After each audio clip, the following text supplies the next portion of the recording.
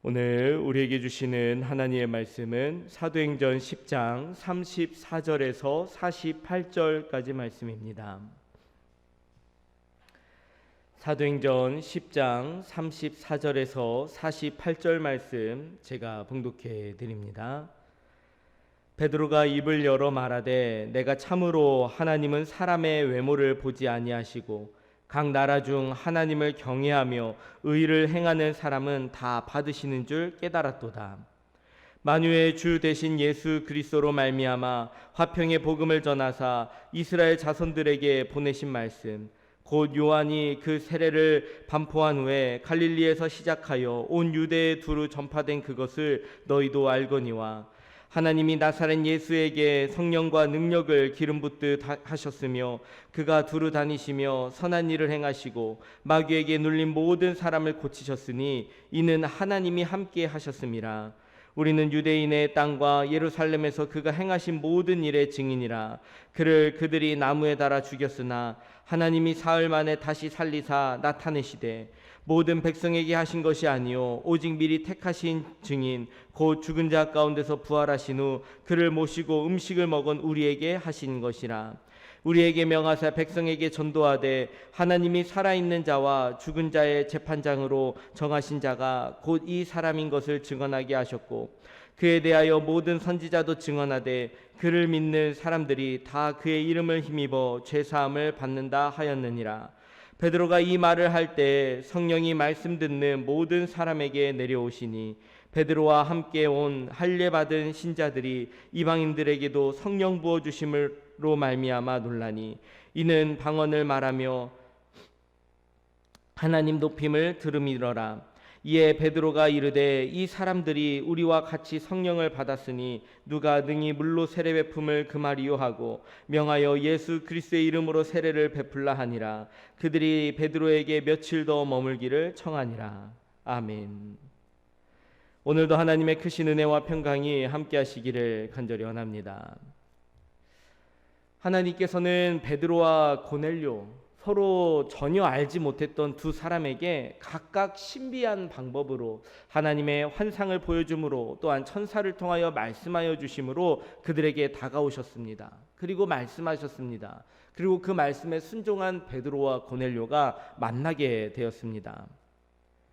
이러한 만남을 통해 베드로는 자신이 왜 이방인의 집에 들어와 있는지 그리고 이곳에서 일어날 일이 무엇인지 그 일들을 통해 하나님께서 행하시는 일이 무엇인지를 계속 고민하였지만 그가 고넬료의 집에 들어왔을 때 그 하나님의 일이 무엇인지를 깨닫게 되었습니다. 사도행전 10장 34절에서 35절 말씀입니다. 베드로가 입을 열어 말하되 내가 참으로 하나님은 사람의 외모를 보지 아니하시고 각 나라 중 하나님을 경외하며 의를 행하는 사람은 다 받으시는 줄 깨달았도다. 이것이 베드로가 지금까지 일어난 모든 일에 하나님께서 어떻게 행하시는지 하나님이 이러한 일들을 왜 이루어 가시는지를 분명히 깨달았다라는 내용입니다. 베드로의 이야기에 따르면 하나님은 외모를 보시지 않습니다.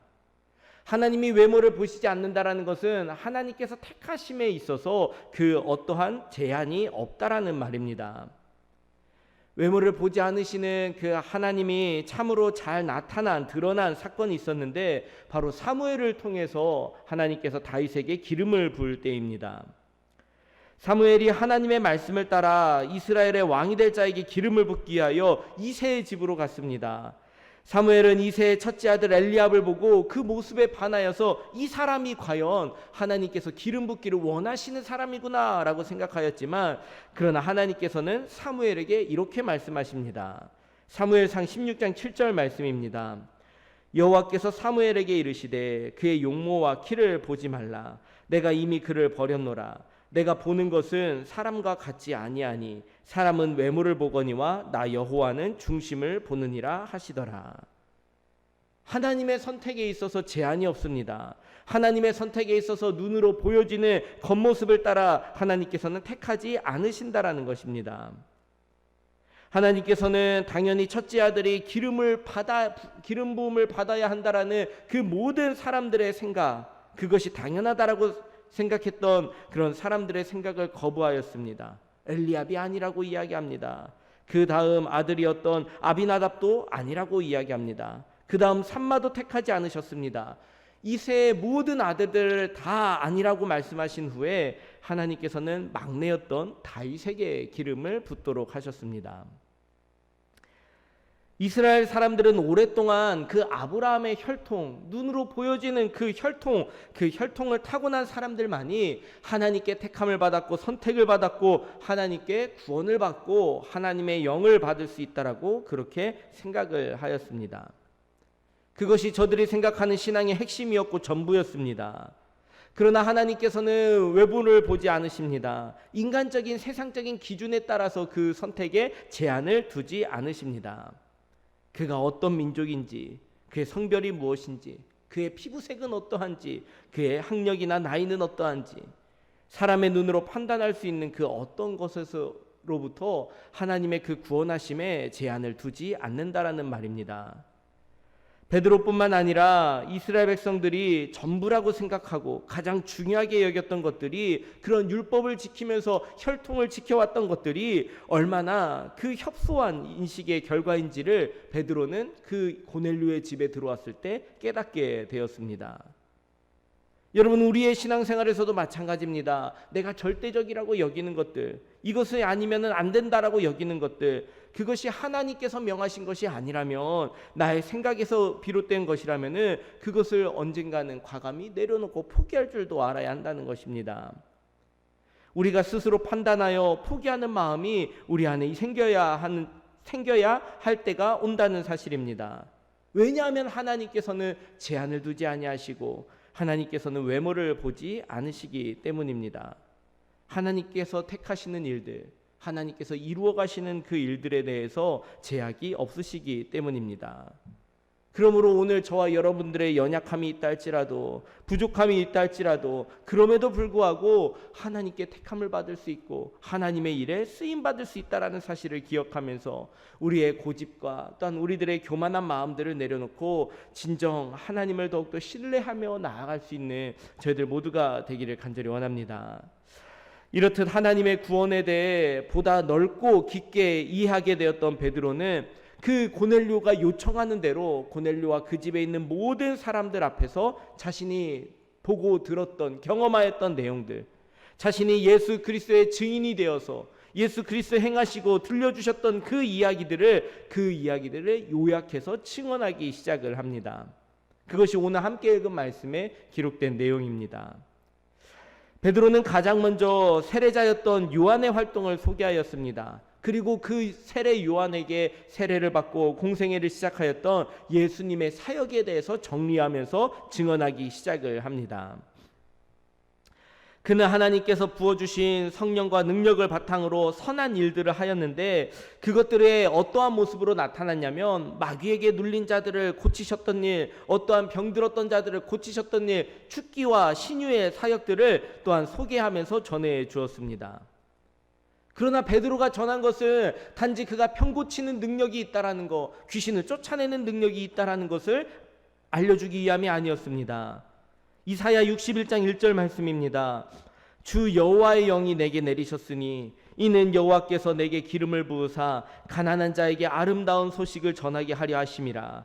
나를 보내사 마음이 상한 자를 고치며 포로된 자에게 자유를, 갇힌 자에게 노임을 선포하며. 한마디로 이야기하면 예수 그리스도께서 이 땅 가운데 오셔서 행하셨던 이 모든 일들은 하나님께서 이사야를 통해 선포하게 하신 그 구원의 아름다운 소식을 이루어가는 일들을 감당했다라는 것입니다. 성령이 임하여 하나님께서 부어주시는 그 능력으로 임하여 그가 행하신 모든 일들이 하나님의 구원을 이루어가는 일이었다라는 것, 바로 이 땅에 오신 예수 그리스도가 우리를 구원할 구원자이고 메시아시고 그리스도 되신다라는 것을 선포하고 증언하였습니다. 마침내 그가 희생제물이 되어 나무에 달려 죽으셨지만 하나님께서는 그를 살리셔서 부활하셨음을 증거하였습니다. 이것이 베드로가 전한 복음의 내용입니다. 그리고 자신이 경험하였던 일들에 대하여 실제로 증인이 되어서 생생하게 이 모든 내용들을 알려주었습니다.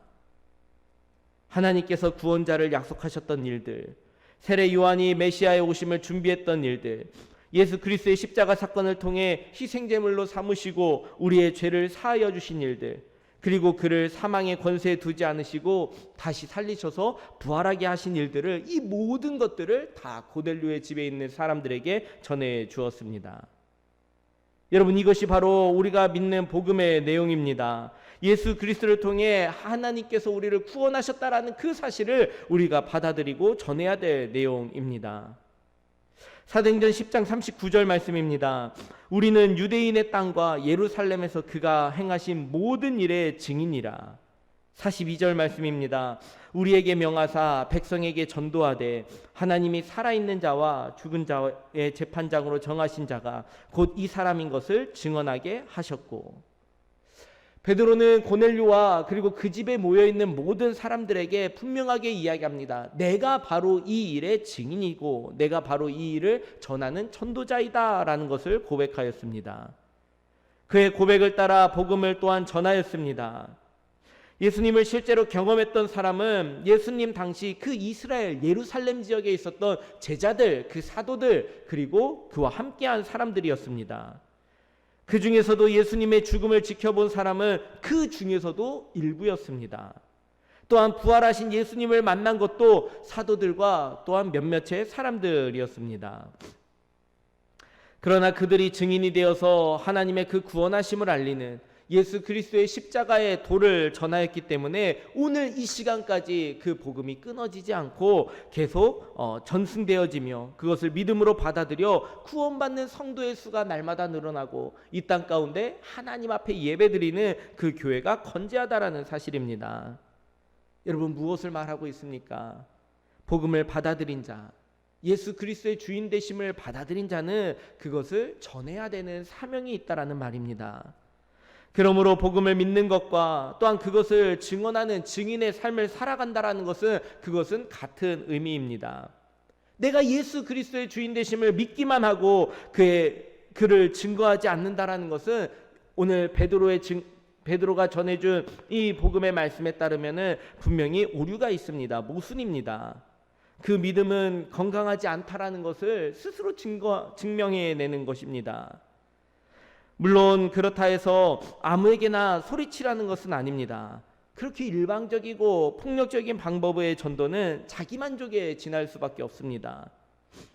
여러분, 가장 위대하고 온전한 복음을 전하는 가장 확실한 방법은 그것을 삶으로 살아내는 방법입니다. 예수 그리스도의 주인 되심을 인정하며 그분의 인도함을 따라 살아가는 것, 하나님을 닮아 있는 하나님의 자녀로 살아가는 그 삶의 모습을 통해 하나님께서는 그 아름다운 일들을 통하여서, 그 선한 행실을 통하여서 하나님의 하나님 되심을, 예수 그리스도의 구원자 되심을 증거하는 삶을 살아가도록 우리들과 함께하여 주실 줄로 믿습니다. 사랑하는 수도교회 성도 여러분, 우리가 먼저 복음을 받아들인 자가 되었다면, 그래서 우리가 그 복음을 받아들여서 예수 그리스도의 주인 되심을 인정하는 그런 삶을 살아간다면 우리의 믿음으로 끝나는 것이 아니라 오늘 베드로가 고넬료의 집에 가서 그 복음을 전하며 예수 그리스도를 증언하였던 것처럼 오늘 우리들의 삶에 하나님 되심을, 그리고 예수 그리스도의 구원자 되심을 선포하며 나타낼 수 있는 그런 증인의 삶을 살아가는 저희들 모두가 되시기를 주님의 이름으로 축원합니다. 함께 기도하겠습니다. 고맙고 좋으신 하나님, 우리를 하나님 자녀로, 그리스도 안에서 하나님의 자녀로, 하나님의 백성으로 삼아주시고 불러주시고 인도하여 주시니 감사드립니다. 우리가 먼저 믿었사오니, 우리가 먼저 하나님의 자녀가 되었사오니, 우리가 먼저 예수 그리스도의 그 구원자 되심을 선포하며 주인 되심을 인정하며 따라가는 하나님의 백성이 되었사오니, 이제 먼저 믿은 우리가 아직 믿음이 연약한 자들에게, 아직 이 소식을 알지 못한 자에게 하나님의 하나님 되심을, 예수 그리스도의 구원자 되심을 증거하고 전파하며 살아갈 수 있는 복음의 전달자요, 또한 복음의 증인으로 살아가는 삶을 살아갈 수 있도록 인도하여 주시옵소서.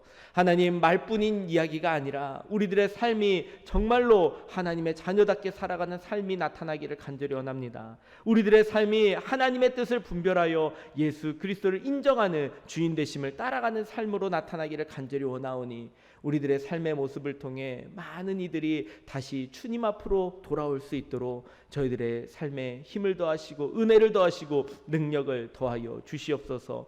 특별히 우리 사랑하는 가족들, 우리 자녀 형제들, 우리 부모들, 정말로 내 주변에 있는 모든 친구와 이웃들을 위하여 저들의 영혼 구원을 위하여 또한 기도하는 제목들이 있사오니 하나님 저들의 간구 가운데 응답하여 주시고 정말로 우리들의 삶을 통하여 우리들의 모든 행실을 통하여 예수 그리스도가 전해질 수 있도록 오늘 우리와 함께하여 주시옵소서. 모든 말씀 예수님의 이름으로 기도드립니다. 아멘.